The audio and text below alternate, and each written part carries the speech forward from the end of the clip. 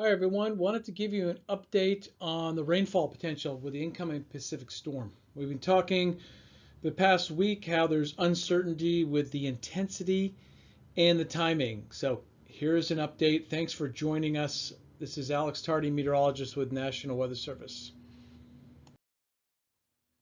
These are the key points I want you to take away. Cooler temperatures are coming because of the clouds and the rain. The best chance for rain is going to be on Wednesday with the first part of the storm of the atmospheric river. Should be widespread into Wednesday night. And then we have a break, it looks like on Thursday, with just a couple showers. Most of the rain returns again from the main Pacific storm.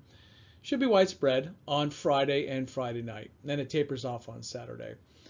So the first part of the storm is the main atmospheric river that will be developing early Wednesday and spreading from south to north across our area. Additional rain on Friday and Friday night will come from the upper low, the remnant storm system that's been sitting in the Pacific for a while. Even though it's weakening, we'll still get that energy and that moisture. Snow levels really high initially because of the tropical moisture coming in from the south on Wednesday with the atmospheric river. Then they'll lower on Friday and especially Friday night. Widespread rain, I think ½ inch to 1.5 inches, most areas, locally higher in the mountain areas and some of the favored southwest slopes. But when you add it all up, that'll be the widespread rain totals. Here's a look at the map showing that. You can see the blue shaded is greater than 1 inch in some areas. But most areas, ½ to 1.5 inches of rain. You can see a couple things on here is the rain totals inland have decreased, such as the Sierra Nevada, because the storm is weakening and pulling to the south. It's filling in, it's warming. But notice over the ocean, some of those totals have actually gone up. So everything's not quite in phase because you also have an atmospheric river that's bringing heavy rain to Baja Mexico from the south. The first part of the storm, like I mentioned, is Wednesday night. That's where we'll see widespread 1/4 to ½ inch. Locally a little bit more in those areas that catch that rain in the southwest flow with that fast developing atmospheric river on Wednesday. It'll have to overcome the very dry air that's in place right now that all of us have been feeling with the Santa Ana winds over the past week. The second round of rain, we'll call it round 2, will come in on Friday and Friday night, so that looks like a wet day with a break mostly on Thursday. So this could be a little wetter, ½ inch to 1 inch of rain most areas. Of course, there'll be less in the deserts because we're going to experience shadowing with this moisture. So the first moisture comes in from the mid-levels of the atmosphere and the atmospheric river on Wednesday. This is more low-level moisture with the main remnant Pacific storm, or the closed upper low, we call it, that's slowly moving to the east. Let's talk a little meteorology.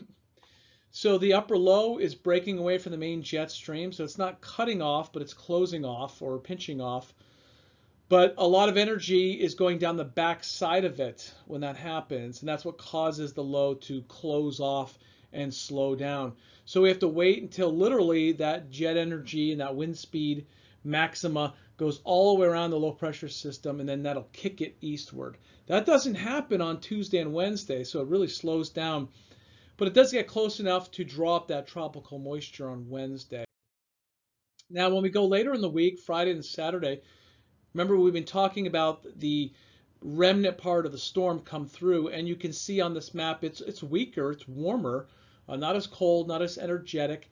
But nonetheless, it still is an upper level low. As that jet stream rounds the base of it, that energy that broke off from the main jet stream in the northern latitudes, the Pacific and polar jet, when that energy draws into central California, that'll help swing the storm system through and what we call opening up. So we see the passage of it Friday night. So that's why we're thinking Friday into Friday night is widespread wet. The atmospheric river part. Talk about this a little bit. It's evolving. It'll be rapidly developing on Wednesday. So the storm system already has moisture in the Pacific, but deeper tropical moisture will be coming up from the south as shown here.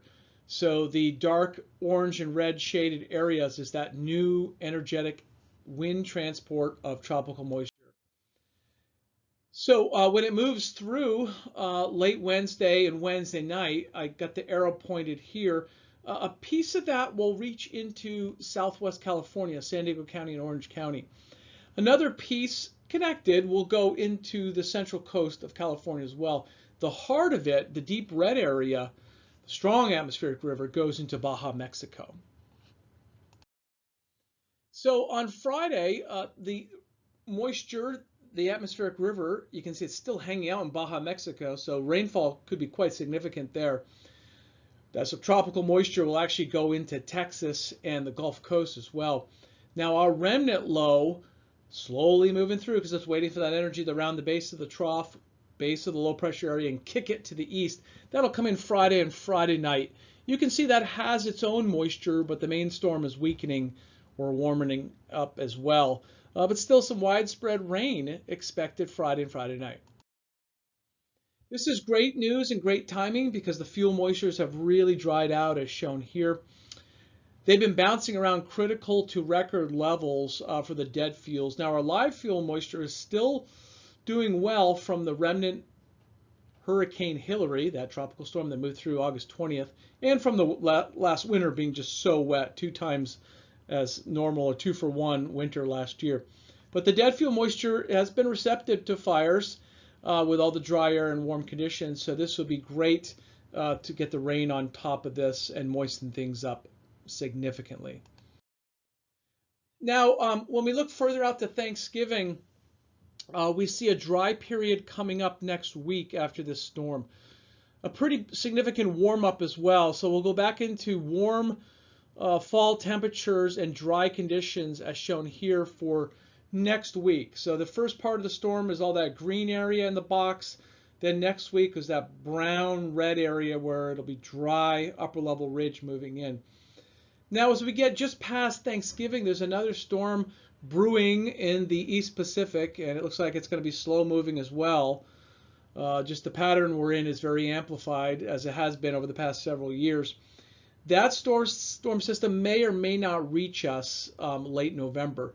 So we'll have to wait till we get a little bit closer because right now it's looking like it'll reach more northern California and could largely miss us here in Southern California as of now. But we have seen some indications that we would get some of that rain late November. But right now it doesn't look like that at the moment with the latest predictions.